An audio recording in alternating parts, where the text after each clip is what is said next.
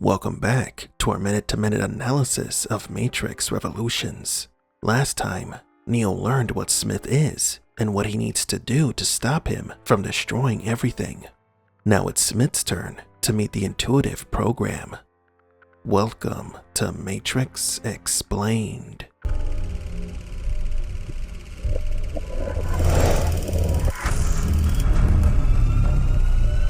Welcome to the desert of the real. The Oracle sends Sati off with Seraph, hoping that tomorrow she will see them again. Seraph and Sati call for an elevator, but it stops. Someone had cut the power to the building. The two try to exit down the emergency staircase, but there is a large group of men coming up the staircase. It's the Smiths. They've come for a visit. Interesting that Smith had to cut the power to the Oracle's building to get to her. Neo had to do the same to the Architect's building to see him. Well, not to see him per se. Neo thought that he was going to the source, but ended up meeting the father of the Matrix instead. But I digress. Again, this is the movie showing us the same, yet opposite paths of Neo and Smith. There is no way out, so Seraph breaks down a door into one of the empty apartments in a futile attempt to hide Sati. But the little girl knows that they are being followed, and sure enough, they are found. Oh, well, it's been a long time.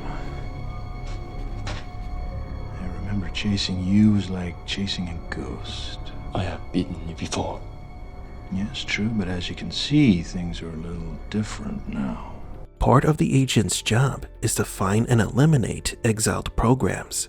Seraph became an exile a long time ago, and so he was once targeted by Smith. However, Seraph, who was an agent from the Paradise Matrix, has superior battle skills, to which he reminds Smith that he has beaten him before. But now, no matter how good Seraph is in fighting, he can't take on an army of Smiths, much less with Sati in the way.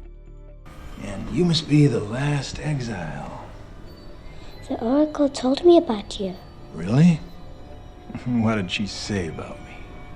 that you were a bad man. The Oracle told Sati that Smith was a bad man, not an agent, not a program, or a virus, but a man.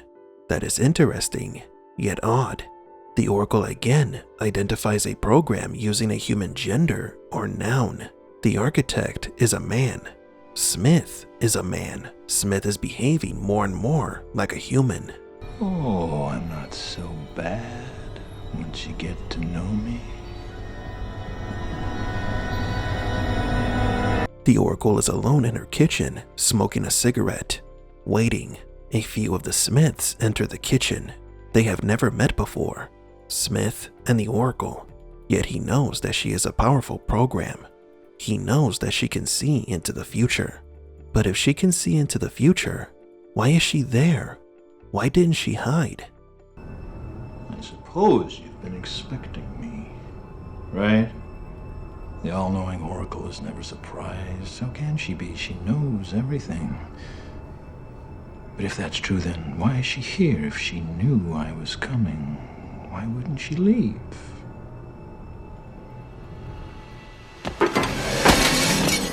Did she bake those cookies for him? Did she purposefully left them on a tray on the table for him to throw them at the wall? Smith asks those same questions, but he knows that everything the Oracle had done was for a purpose. Maybe you knew I was going to do that. Maybe you didn't. If you did, that means you baked those cookies and set that plate right there deliberately, purposefully, which means that you're sitting there also deliberately, purposefully. Unlike Neo, Smith is not asking the why. He is making educated guesses or deductions. He knows that since the Oracle is just sitting there waiting for him, she must be hiding something. But is she? What did you do with Sati? Cookies need love, like everything does. Smith assimilated the little girl.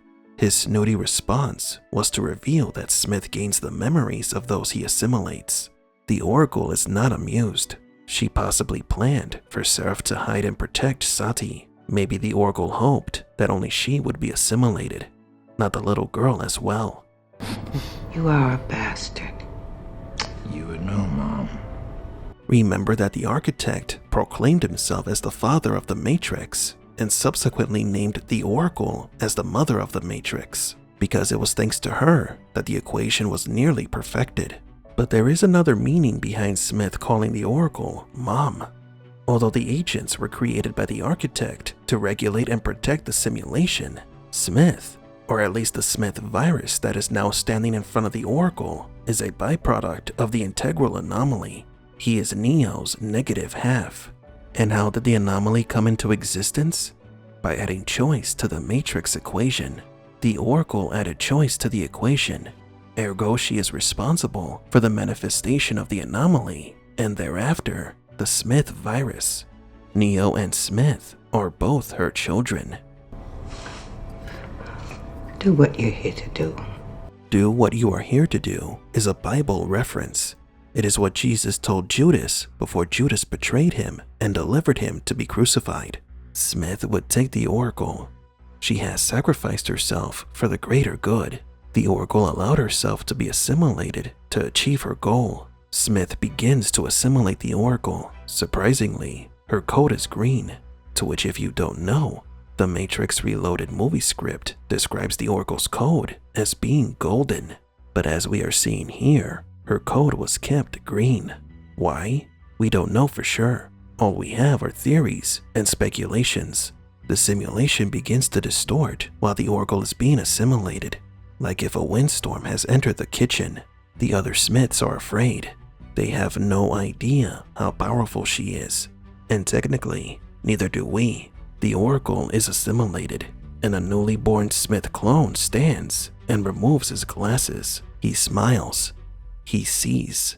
Smith now has the eyes of the Oracle and laughs maniacally. He knows he has won. The Matrix is his, and the only one standing in his way now is Mr. Anderson. Next time, the final battle begins, and Neo says goodbye.